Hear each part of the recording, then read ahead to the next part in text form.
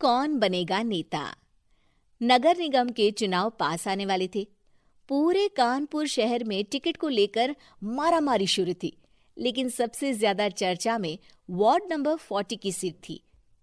वो इसलिए क्योंकि इस बार वहां की सीट महिला के लिए आरक्षित थी। अब सवाल ये था कि चुनाव लड़ेगा कौन। इससे पहले ठाकुर साहब वहां से पार्षद थे और इस बार उन्होंने अपनी पत्नी सीमा ठाकुर को टिकट दिलवाई और ठाकुर साहब की शान के कारण सीमा जी ने 20,000 वोटों से चुनाव जीत लिया। अरे बधाई हो सीमा भाभी, अब तो आप वार्ड की पार्षद बन गई हैं। अब तो हमारे काम आप ही करवाएंगी। अरे ये तो सिर्फ नाम की पार्षद बनी है, वो तो महिला सीट आ गई, वरना पार्षद तो मुझे ही बनना था। अब भले ही चेहरा इसका होगा, लेकिन पावर तो मेरी ही होगी। अरे वाह भाई साहब, क्या दिमाग लगाया है आपने भी। आइए आप लोग, खाना लगा दिया है सबके लिए। सीमा जी पार्षद बन चुकी थीं, फिर भी उनकी एक ना चलती। सारे काम ठाकुर साहब खुद ही संभाल लेते और जहां जरूरत पड़ती वहां सीमा जी का अंगूठा लगवा लेते। सीमा जी ज्यादा पढ़ी लिखी भी नहीं थी।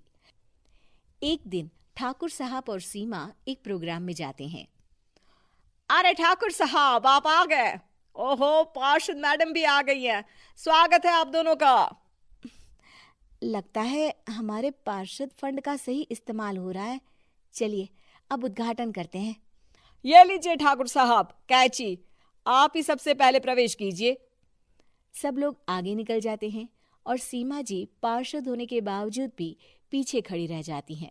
वो देखती हैं कि वेलकम बोर्ड पर उनका नाम है, लेकिन महिला होने के कारण कोई उनका सम्मान नहीं कर रहा। अगले दिन एक आदमी उनके घर आता है। अरे ठाकुर साहब नमस्कार। कल ना हम नोटिस किए कि हमारा घर तो अवैध है और नगर निगम वाले उसे तोड़ने आ रहे हैं। अरे कुछ कीजिए ना ठाकुर साहब। देखो भाई, मैं तो ज्यादा कुछ कर नहीं सकता, पर अगर तुम सबकी जेब गर्म कर दो तो कुछ हो सकता है। कुल मिलाकर 4 लाख लगेंगे। अरे 4 लाख ठाकुर साहब? अरे भाई, मैं अपने लिए नहीं मांग रहा हूँ।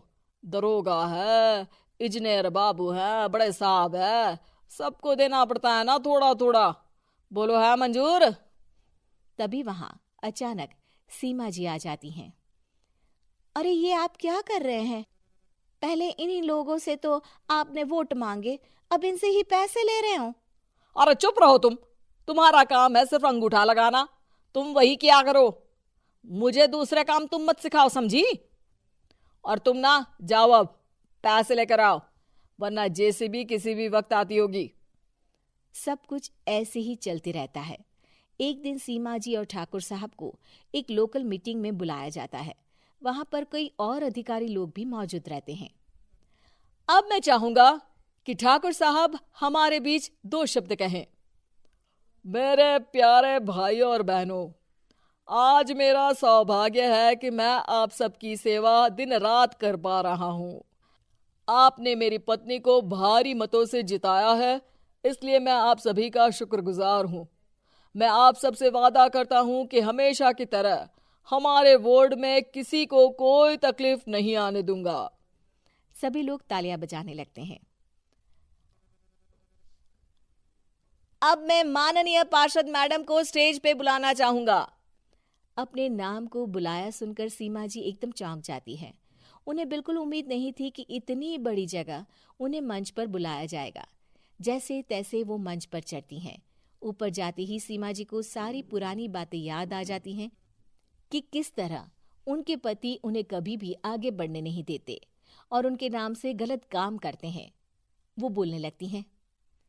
मैं आपके वार्ड की पार्षद सीमा हूं।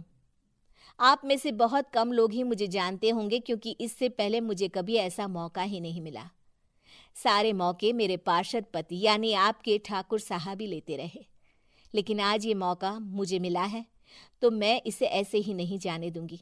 मैं आपको ये बताना चाहती हूँ कि आपके ठाकुर साहब मेरे नाम की आड़ में गैर कानूनी काम करते हैं, जिस पर अंगूठों के निशान मेरे होते थे। इसीलिए मैं अपनी गलती मानती हूँ और आज अपने पद से इस्तीफा देती हूँ, ताकि आगे से कोई गलत काम ना हो पाए। अब फैसला आप सबके हाथ में है कि आप हमें क्या सजा देना चाहते हैं। सीमा जी की बातें सुनकर ठाकुर साहब के चेहरे का रंग उड़ जाता है और वो शर्म से मुंह नीचा करके वहां से चले जाते हैं और पद से इस्तीफा देकर ही सही सीमा जी अपने आप में आत्मविश्वास महसूस करती हैं।